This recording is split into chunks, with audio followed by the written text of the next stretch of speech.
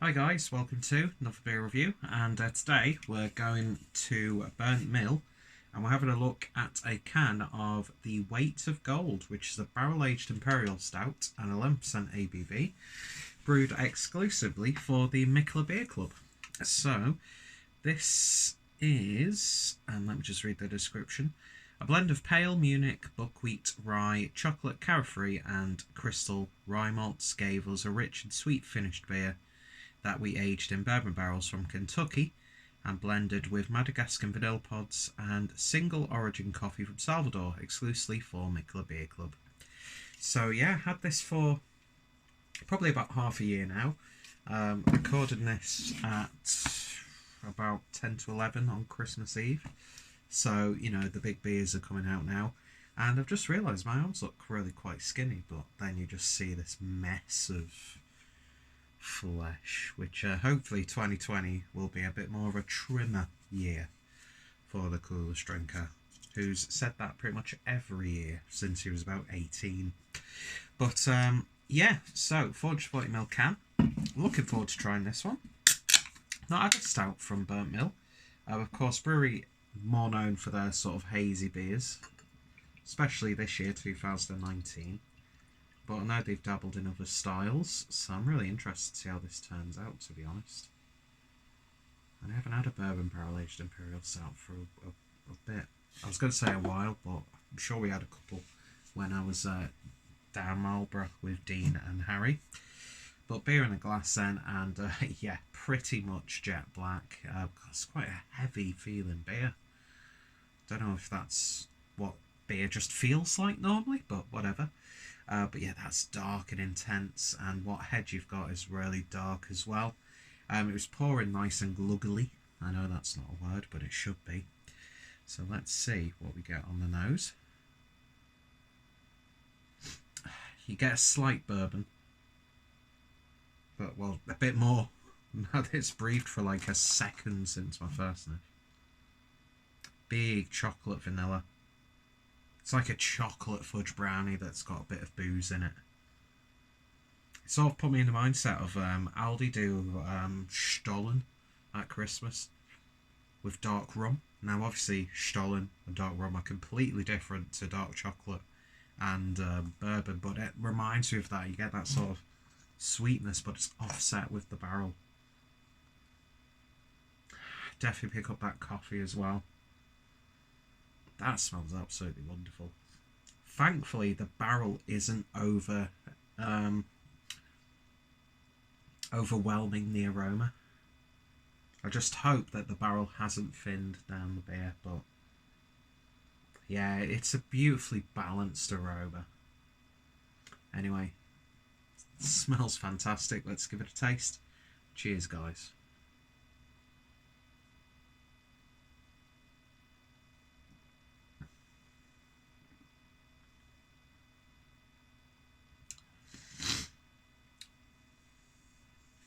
The reason why I twitch then, there's something about the flavour profile of bourbon and whiskey that sort of like makes my spine tingle.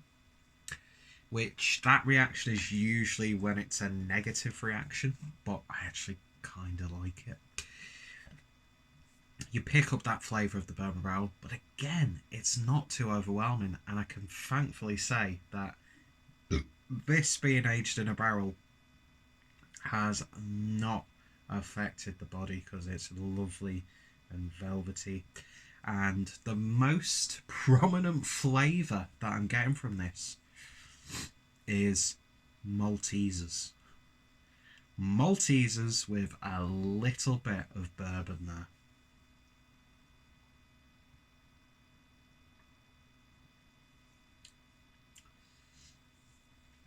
You don't necessarily get the flavour of the coffee.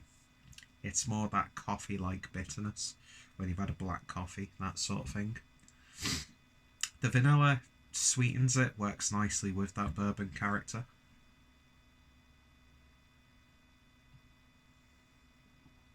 Mouthfeel is glorious. Absolutely wonderful. It's a sipper for sure, and it does warm you up. That 11% is noticeable, especially on the back end. You don't get a boozy alcohol flavour, but you get the after effects of 11%. Which I think is good, because you know you're having a big beer. You know you're going to take your time with it. This is going to last me for a good half an hour. I do drink beers way too quickly. That's not a humble brag, by the way. It's just I don't like the fact that I can drink so quickly. I mean, I've been drinking throughout the day because it's Christmas Eve, so I'm at an okay level. I should be okay tomorrow morning, and if not, I've got some beers to hair of the dog as I prepare the veg for the Christmas dinner. So no hangovers this festive season, because the only way you can beat a hangover is, and it's going to sound horrible, but it works, trust me, because I suffer terribly from hangovers, especially down towards the back end, if you know what I mean. Way too much information, even though I didn't give you too much information. And yeah, every time that I've had beers the next day, you don't have to have a full session, just 1 or 2 beers just to level yourself and then have something to eat, work your way through it. Fantastic. Although I've noticed I sometimes get hangovers about an hour or so into my sleep, so I feel like shit as I'm falling asleep, but once I've fallen asleep or once I've woken up, I feel okay, because I've actually slept through the hangover. My hangovers are fucking weird, man. But when I do feel an awful hangover, what I take is Buscopan, Rennie, and maybe a paracetamol the night before. Make sure you drink a lot of water before you go to bed. When you wake up, another Buscopan. Don't need to mess with the other stuff. Then just let that settle. Maybe have some more water or some Pepsi. Fizzy drinks are always good. And then have a couple of beers, something to eat. And if you want to carry on drinking, fair dues. But if not, you're going to be set up for the day. It works, trust me. You don't have to spend stupid amounts of money on hangover remedies or anything like that. And as much as I love a fried breakfast, grease the next day, for me, just does not work. It makes me feel 10 times worse, especially if there's egg.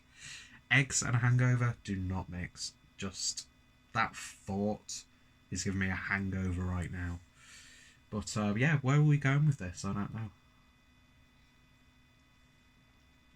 Yeah, this is a beer you could get carried away with. Let's not lie, you could. But yeah, I think that's absolutely gorgeous. Lovely stuff. And yeah, one of the reasons why I enjoyed the Mikkeller Beer Club. I'm not sure if there are any cans of this flying about from the bottle shop, because I know some of the exclusives have found their way to the bottle shop after the box have been sent out. But yeah, if you've got a can of this, or if you're going to a show and someone has a can of this, you're going to enjoy it. Is it really worth me reviewing because it is a club exclusive? Probably not, but I think it's bloody good, and I want more stouts from Burnt Mill. And yeah, that's lovely. All of those characters, the way it's described is perfect. It's balanced, it's beautiful, it's decadent, it's like melted chocolate. Maltesers, though, the key word to this review, or key words, are boozy Maltesers, and at the end of the day, there's nought wrong with that. And why did I say nought? Because I'm a prick. And does that really matter? No, it doesn't, because you already know that, and that's why you watch me, because you're not watching me for my opinion on beer, let's face it. Anyway, yeah, Burnt Mill, fantastic stuff. Beer for the Mikkeller Beer Club. Check out the referral link down below. Check out Burnt Mill. I've got a few beers on the channel, so there should be a playlist if you look it up. And yeah, if you have tried it, let me know your thoughts, opinions. And yeah, more importantly, I hope you'll join me for another beer review. And I think this is going to be my last beer for the night. So I'm going to be sensible. Need to be up early tomorrow to cook the veg and get started on the Christmas dinner. So it's going to be impy stouts abound, cut in between some Punk IPA and Elvis juice, because I've got a 4-pack, maybe some Budweisers, because they're there. Yeah, it's going to be a boozy Christmas, and I'm looking forward to it. And then 2020, we'll see what happens. Anyway, thanks for watching. Thanks for wasting your time and killing your brain cells by watching this terrible review. But I do appreciate you for sticking around. Thank you, and I'll see you next time. Cheers. Don't wink.